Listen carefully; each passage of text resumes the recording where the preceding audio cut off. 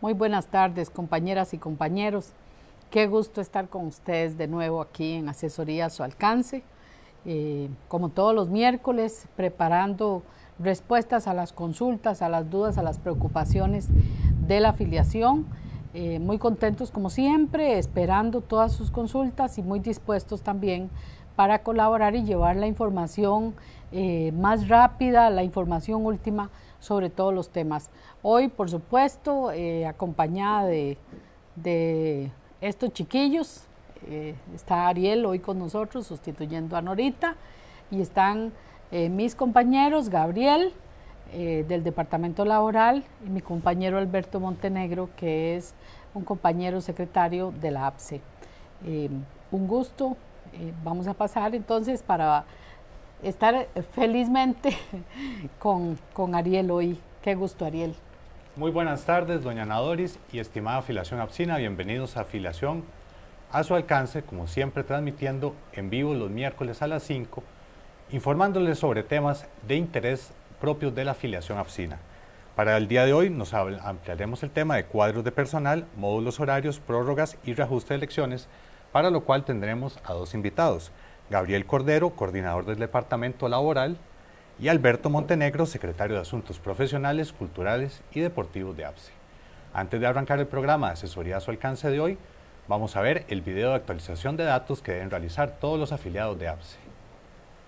Actualice sus datos desde el teléfono con la app de APSE. Desde nuestra plataforma virtual, Virtual APSE, usted puede mantener sus datos actualizados. Ingrese a la plataforma virtual. Ingrese su número de cédula y contraseña. Abra el menú. Seleccione la ventana Dependencias. La primera información es referente a su clase de puesto. Recuerde que no puede eliminar la dependencia hasta eliminar el puesto. Para eliminar su puesto actual, haga clic en el icono del basurero. Luego, puede eliminar su dependencia haciendo clic en el icono del basurero. Dele clic al botón Más. Abra la dependencia y busque su centro educativo. Puede buscarlo por nombre o código presupuestario. Si lo busca por nombre, puede verificar la información correspondiente a su centro de trabajo. Escoja su condición. Escoja si labora en título primero o título segundo. Debe tener cuidado con este detalle. Guarde esa información. Seleccione Agregar puesto. Abra la lista de clases de puesto. Seleccione su clase de puesto y su especialidad. Seleccione su grupo profesional. Quienes laboran para título primero no les aparece grupo profesional, pero sí su especialidad. Quienes laboran en secundaria deben incluir la cantidad de lecciones en la última pantalla. Dele guardar y listo, ya quedó su información actualizada. Con estos datos, los presidentes de base pueden generar las listas actualizadas de los afiliados de su estructura, así como de las personas que se incorporaron recientemente a su base.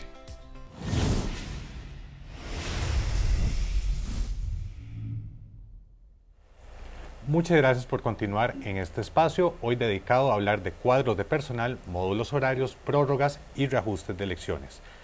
Propiamente, para empezar con el tema, vamos a hacer una consulta exactamente en qué consisten los módulos horarios y si funcionan igual en todos los niveles de los sistemas educativos del sistema educativo público. Alberto, tal vez si usted pudiera ampliar esta respuesta.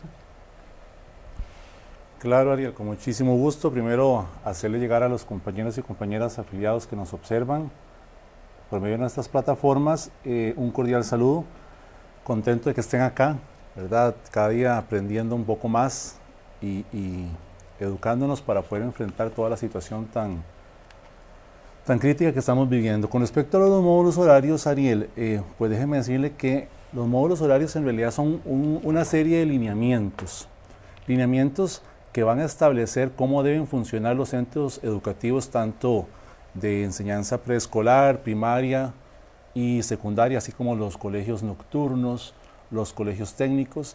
En este documento vienen, por ejemplo, especificado cuánto debe ser la jornada que deben de estar los estudiantes en los centros educativos, cuáles son los horarios de ingreso, cuáles son los horarios de salida, cómo debe establecerse la malla curricular de cada uno de esos diferentes niveles del sistema educativo. Entonces, es un documento muy importante que todos deberíamos de conocer porque ahí vienen todos estos detalles muy especificados. Ahora, como yo le decía a usted, no podemos decir que es el mismo o los mismos lineamientos para todos los centros educativos, porque cada centro educativo tiene sus particularidades. Por poner un ejemplo, tenemos escuelas de horario ampliado, que tienen una jornada educativa de 7 de la mañana a 2:20 de la tarde. Por lo tanto, tienen una malla curricular diferente a una institución unidocente, o un colegio técnico a un colegio nocturno. Entonces, no se aplica igual los lineamientos de módulos horarios para todos los centros educativos, sino que acá viene especificado cada uno de esos, o cada una de esas modalidades, cada una de esas instituciones, cómo debe trabajarse. Ahora, existe una serie de circulares o lineamientos que definen los módulos horarios. ¿Los directores pueden interpretarlos de alguna manera o no tienen esa potestad? Sí, muy buenas tardes a todas y todos. Muy buenas tardes, señaladores, don Gabriel, don compañero. Esta interpretación que se da de los módulos horarios es en las condiciones que tenga cada centro educativo. En el año 1997, según un acuerdo del Consejo Superior de Educación, se hicieron estos módulos horarios. ¿Qué ha sido la problemática de mucho tiempo hacia acá? Es que esos módulos horarios fueron creados solamente para materias básicas, lo que es español, ciencias, matemáticas, estudios sociales, y después se crean las materias complementarias, educación física, inglés, vamos a ver, religión, los artes, música. Entonces no pueden incluirlos dentro de los módulos o lineamientos horarios en primaria, más que toda la afectación. Entonces ahí donde la interpretación que le deben de dar los directores es para el beneficio de la educación de los menores, de la pedagogía, porque si damos una educación integral tienen que ser con las materias complementarias, que sean las artes, educación física y todas las que se han ido creando poco a poco. Doña Ana Doris, perdón, este tema fue recientemente abordado en Junta Paritaria. ¿Qué es que se tocó sobre este asunto puntualmente? Bueno, la APSE particularmente ha estado desde mucho tiempo atrás, hemos estado planteando en el marco de la Junta Paritaria la necesidad de aclarar algunos aspectos porque lo que decía Gabriel es cierto, la interpretación que hacen los directores de los lineamientos establecidos en los módulos horarios son las que están generando algunos problemas, pero en realidad no es culpa del administrador, es culpa del documento que deja abierta la puerta. Y entonces a la hora de aplicar los módulos horarios literalmente, entonces surgen algunas dudas. Vamos a ver, por ejemplo, en estas materias complementarias, como lo apuntaba Gabriel, en la malla en primaria no está contemplado la materia esta complementaria, pues música, artes plásticas, educación física, dentro de la jornada. Y entonces hay un problema. Los compañeros se nombran para que estén dando sus clases en una escuela. Pero ese nombramiento es por una jornada que tiene que ver con 30 lecciones. Así es, ¿verdad? Mi compañero Alberto está aquí, que es de una materia complementaria. Entonces, el asunto es que los compañeros, perdón, los compañeros tienen que completar las lecciones en otra escuela. Y por eso es que surge la situación, porque si los directores no acomodan esas lecciones, los compañeros no pueden trasladarse a otra escuela a completar jornada. Ellos necesitan completarla para tener lo que llamamos en primaria un recargo, que es hasta de 15 lecciones, así es. Y a ellos se les paga ese recargo, que es hasta de 15 lecciones o menos. Entonces, ante esta situación, algunos administradores aplicaban literalmente los módulos horarios, como están ahí establecidos, y simplemente no dan las materias complementarias. Hay una posición clara de parte de nuestra organización de que la educación en este país se supone que es integral, es decir, promueve el desarrollo de habilidades en los muchachos. Y esto, ¿quién lo va a refutar? Si una sociedad decente tiene un sistema educativo que es integral y humano. De manera que nosotros logramos en la Junta Paritaria anterior que se emitiera una directriz que resolviera este asunto, en la que le diga a los directores que efectivamente deben adecuar los horarios para que se puedan impartir estas materias complementarias. Y bueno, me parece que es sumamente importante. La circular salió ayer, por lo menos nosotros tuvimos conocimiento de ellas hasta ayer en la tarde, y estamos nosotros hoy diciéndoles, compañeros, que hay una circular para aclarar esta situación y que los compañeros de materias complementarias efectivamente no tengan problema para completar su recargo.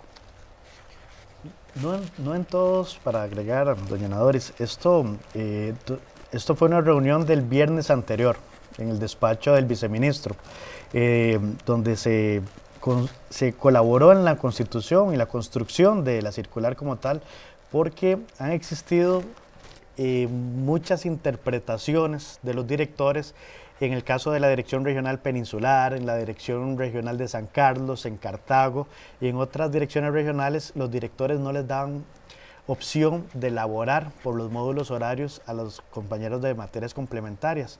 Entonces se creó, ya se notificó y es una realidad por parte del viceministro académico del Ministerio de Educación Pública, una circular que es la DM-023-2023, con fecha 10 de marzo del 2023, donde le indican a los directores que tienen que dar y priorizar las materias complementarias y que dentro de la jornada laboral puedan darle espacio para que ingresen a laborar y puedan trasladarse a otros centros educativos a cumplir las lecciones nombradas por el Ministerio de Educación Pública.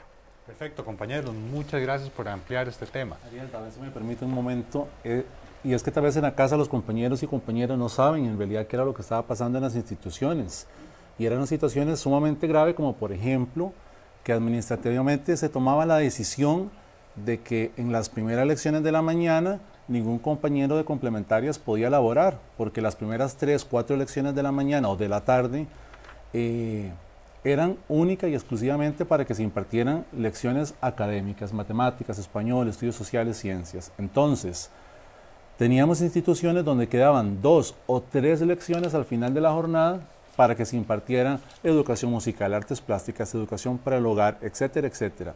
¿En qué momento entonces esos compañeros iban a poder trabajar?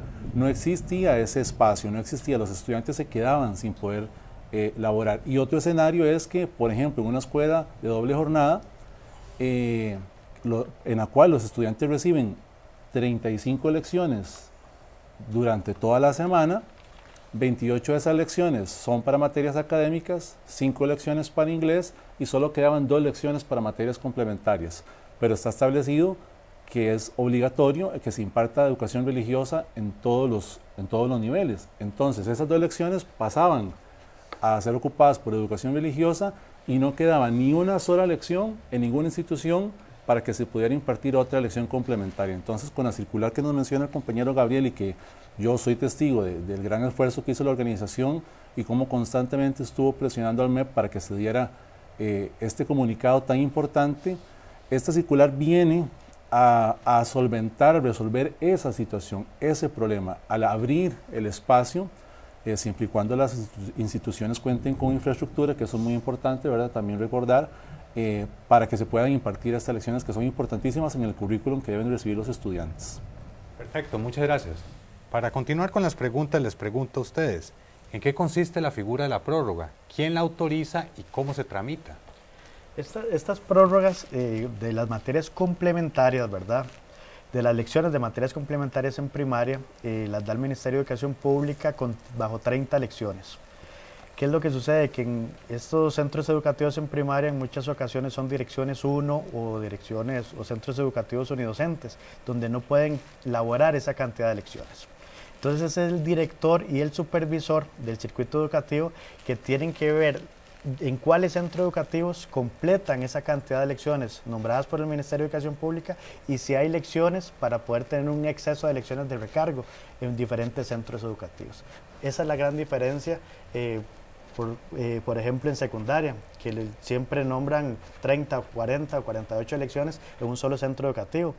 En primaria no es así, no se puede por la malla curricular en ocasiones cumplir esas 30 lecciones dentro de un centro educativo, entonces por eso es que se tiene que dar la posibilidad de traslado de sus compañeros para que cumplan esas lecciones en diferentes centros educativos. Ahora, ¿qué ocurre si llega la prórroga pero llega con menos de lecciones?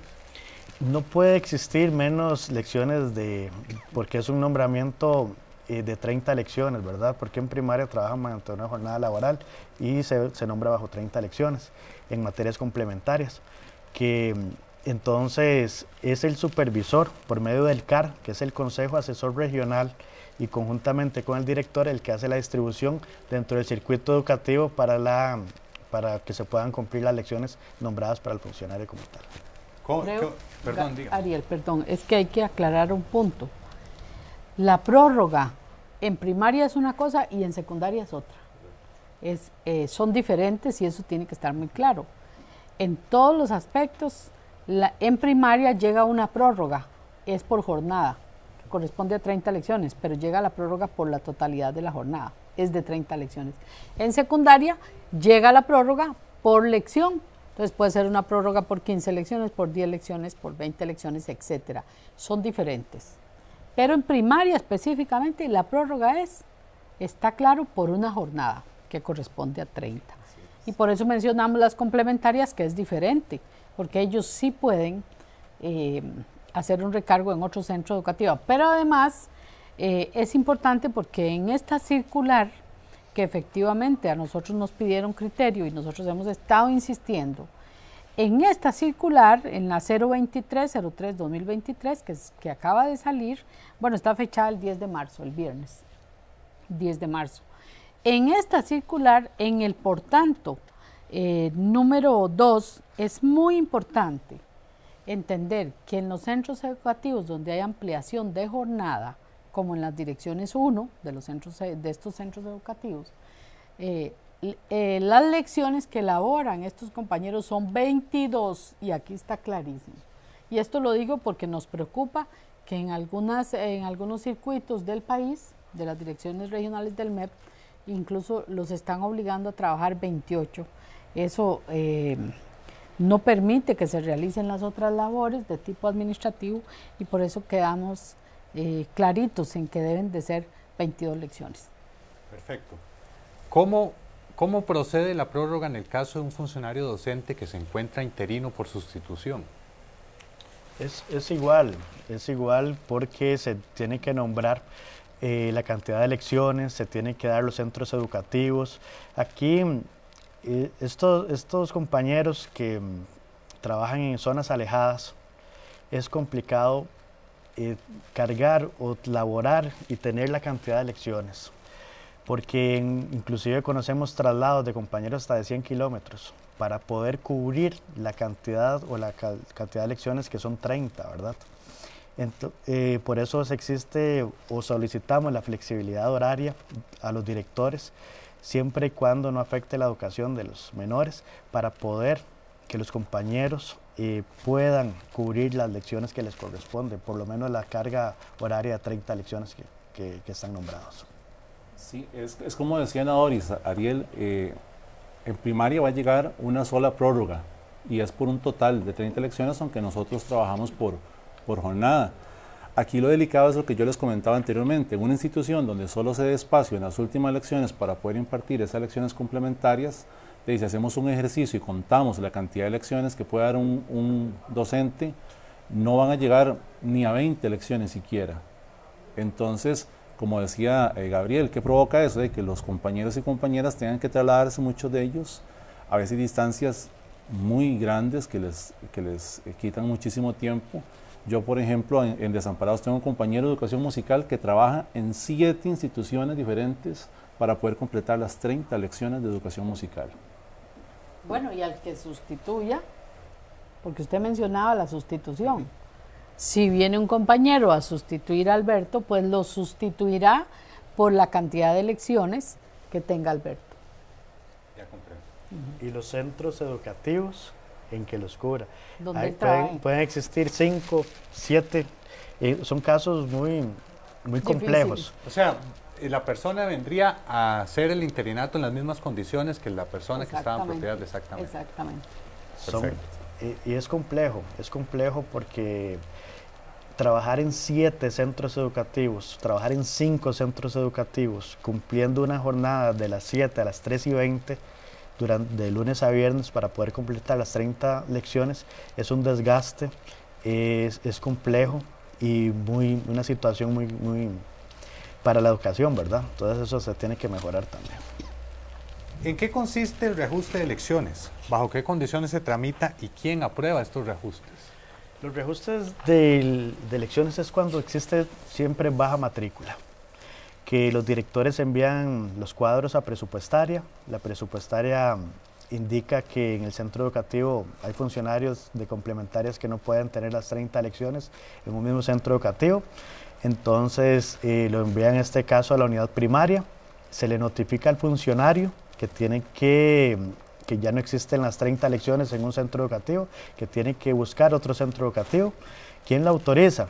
Tienen que ir a buscar el supervisor de centros educativos del circuito educativo y buscarle un centro educativo donde los pueda llegar a cumplir. Es complejo. ¿Cuándo se hace esto? Eso se está haciendo en estos momentos, porque ahorita ya están saliendo los cuadros de presupuestaria, ya los están enviando a primaria y están solicitando los reajustes cuando hay baja matrícula en los centros educativos. Propiamente del centro educativo donde corresponde hacer este reajuste de elecciones. ¿Qué pasa si el MEP no lo reubica a la persona en otra institución? ¿Esa persona debe cumplir el horario en las elecciones donde tiene la propiedad o puede el director ponerlo a hacer otro tipo de funciones como funciones administrativas en ese horario en que no tiene esas elecciones? En el transcurso o el proceso de que se hace el reajuste de elecciones en el Ministerio de Educación Pública, el docente tiene que presentarse a cumplir horario al centro educativo. Puede perfectamente colaborar, que es una situación, ¿verdad? No tiene que imponer el director, sino colaborar para funciones que requiera dentro del centro educativo, dentro de la jornada laboral y las lecciones que corresponden en propiedad. Como parte del programa Asesoría a su alcance, siempre abrimos el espacio para que ustedes puedan hacer sus consultas y comentarios y así brindarles respuesta en este mismo espacio. Nos consulta don Marco Sánchez Bonilla. Estoy de interino cubriendo una persona reubicada por enfermedad que ya ha estado casi 3 años en nombramientos diferentes, cubriendo a la misma persona. ¿Qué pasa con los nombramientos de interinos con base en la nueva ley? ¿Puedo optar por un nombramiento en propiedad? Bueno, en este caso la consulta no hace referencia a cuál será la ley que él hace referencia en su consulta. Bueno, de la misma forma, o sea, no importa a qué ley se refiera, este compañero quedaría en las mismas condiciones. Por ejemplo, si él está hablando que está ya en una situación de que entró en vigencia la Ley Marco de Empleo Público, pues para este compañero las condiciones son exactamente las mismas, porque es un compañero que ya es un funcionario del Estado, que trabaja en el MEP. Entonces este compañero está cubriendo durante 3 años a otro reubicado, pues él se mantiene ahí en esas condiciones, mientras el reubicado esté reubicado, este compañero lo va a cubrir, no tiene ningún problema, quédese tranquilo. Esta situación se mantendrá en el tiempo hasta que el compañero reubicado cambie su condición, que se jubile, por ejemplo. Si se jubila, pues entonces este compañero podrá aplicarse el artículo 11. Y bueno, esa es la situación y esto no va a cambiar aunque estemos ya en este escenario de la vigencia de la Ley Marco de Empleo Público. Para ampliar lo que dice doña Ana Doris, que es muy importante, el artículo 11 del Estatuto de Servicio Civil lo que indica es que cuando un funcionario del artículo 15, o sea, que sea guarda, conserje, oficinista, esté sustituyendo una reubicación laboral, y esa reubicación, el compañero de la plaza bueno, muy cruel decirlo, fallece o se pensiona, la plaza que venía sustituyendo le puede corresponder mediante ese artículo y se puede solicitar en propiedad al Ministerio de Educación Pública mediante el artículo 11 del Estatuto. ¿Cuáles son los requisitos? Que mínimo sean 2 años consecutivos en esa misma plaza y que la plaza quede vacante, en condición de una reubicación laboral o una incapacidad consecutiva. Esos son los requisitos para que se pueda nombrar en propiedad un funcionario interino, en este caso como conserje. Perfecto, muchas gracias por sus respuestas porque nos aclaran todas estas dudas. Ahora vamos a la sección Agenda a su alcance.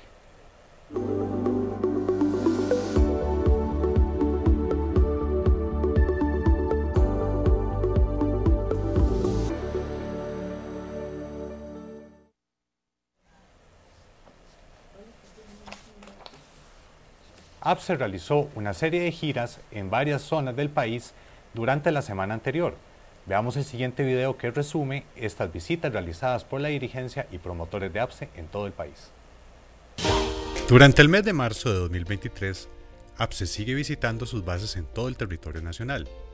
En esta ocasión, se llevan los cheques correspondientes a los reintegros que reciben las bases en el primer trimestre del año, además de brindarles los comprobantes de asistencia para las próximas asambleas de base. La presidenta de APSE, Ana Doris González, visita centros educativos de la provincia de Alajuela. El secretario general, Marvin Padilla Lemos, cubre comunidades de la provincia de Heredia. Los promotores de APSE también colaboran en esta labor de contacto con la afiliación apsina en todo el país, incluyendo visitas a las bases de pensionados. Estas visitas continuas de la dirigencia a las bases apsinas fortalecen la estructura sindical y permiten un contacto directo con la afiliación.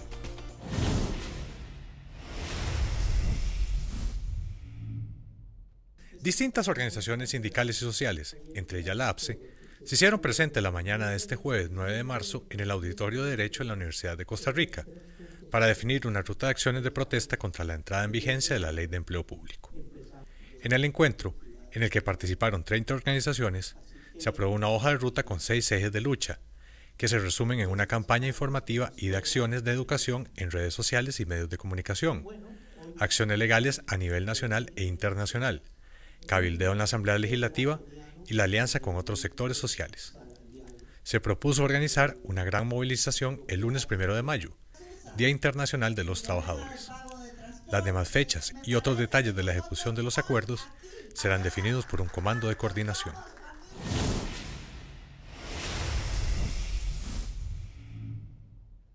La sesión de Junta Paritaria de hoy martes 14 de marzo recibió en audiencia a la ministra de Planificación Nacional y Política Económica, Laura Fernández Delgado, y al director de Servicio Civil, Francisco Chambargas, para aclarar observaciones de los sindicatos de educación respecto a la Ley Marco de Empleo Público y su reglamento. La ministra de Planificación arrancó su intervención asegurando que hay temas pendientes de implementar en esta materia. Calificó la ley como una herencia compleja, con problemas de redacción que dejan signos de pregunta. Indicó que en Mideplan tienen la intención de elaborar una reforma a esta ley con participación de los sindicatos y otras organizaciones. Ana Doris González, presidente de APSE, tuvo la oportunidad de reiterar que APSE se ha opuesto desde un principio a la Ley de Empleo Público y ha plasmado sus observaciones que han sido ignoradas. Se comprometió a transmitir la información, advirtiendo a los compañeros que buena parte de las dudas se basan en hechos que son temporales, como lo son los salarios globales transitorios. Manifestó que si la reforma a esta ley no es de fondo, será solo un maquillaje. APSE cuestionó que no es cierto que los salarios de los actuales funcionarios no serán afectados, por cuanto las reglas de transición implican un congelamiento del salario compuesto cuando éste sea mayor que el salario global. Además, hizo una serie de consultas. ¿Qué pasaría con los profesores unidocentes a los que se les paga ampliación de jornada? En el esquema del salario global, queda la duda de cómo se pagarán las labores administrativas del cargo sin la figura del recargo. En la escala salarial transitoria, los salarios de los directores, supervisores y asesores, en algunos casos, son más bajos que los de los docentes. ¿Se corregirá la situación para los salarios globales definitivos? ¿Qué ocurre con la disparidad de salarios en caso de ascensos? Para algunos puestos del título primero, el salario percibido mensualmente será inferior al salario mínimo del sector privado. La ministra de Planificación Indicó que esto se debe a que la retención del 8,33% mensual corresponde al salario escolar. Con el fin de transmitir las respuestas a estas y otras consultas frecuentes de nuestra afiliación, así como exponer otros efectos de la implementación de esta ley y su reglamento, APSE publicará un video explicativo que abarcará todos los detalles alrededor de esta temática.